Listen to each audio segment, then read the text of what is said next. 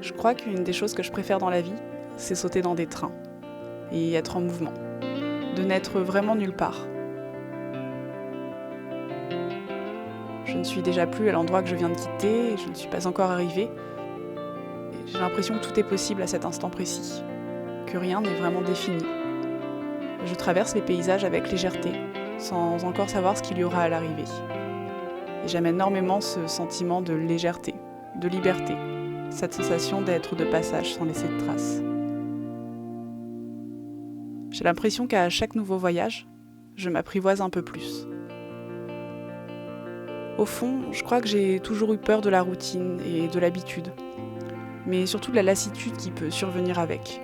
C'est d'ailleurs pour ça que je ne me satisfais jamais d'une seule activité, d'un seul endroit ou d'un seul état d'esprit, que je papillonne autant. J'ai toujours besoin de nouveautés et il n'y a que comme ça que je m'épanouis, que je me canalise et que je me sens bien. Parfois, ce sentiment de lassitude me terrorise. J'ai l'impression de n'être qu'apparence et légèreté, de ne pas être capable de ne pas aimer de façon sérieuse et passionnée. Et j'ai aussi l'impression de m'auto-saboter en permanence, que quand quelque chose de ma vie devient trop sérieux, je flippe et je saute dans un nouveau train. Je crois qu'au fond, j'ai peur de perdre en liberté. J'ai toujours beaucoup douté et j'ai toujours eu peu confiance en moi. Depuis l'enfance, cette façon d'être ne m'a jamais quittée. Je me souviens que je n'osais jamais dire ce qui me faisait réellement envie quand on me le demandait, par peur de déranger ou par peur d'être jugée. Je n'osais jamais trop me mettre en avant, jamais être discrète et disparaître le plus possible. Chaque décision, chaque interaction ou implication avec les autres me noyait dans des états de doute profond. Et encore aujourd'hui, cette façon d'être ne m'a pas quittée. J'ai l'impression qu'en grandissant, mes doutes se sont traduits par des angoisses parfois plus profondes et plus perceptibles.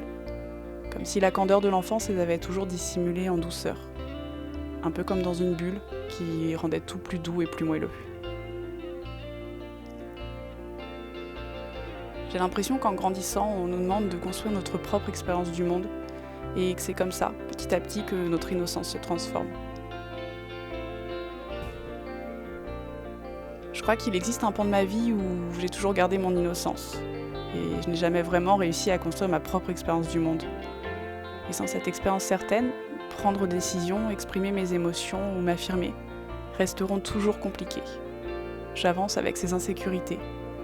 Mais cet enfant intérieur me permet de voir tous les enfants intérieurs des autres. Et j'aime voir le monde de cette façon. Je crois qu'il y a une certaine beauté chez les gens qui errent.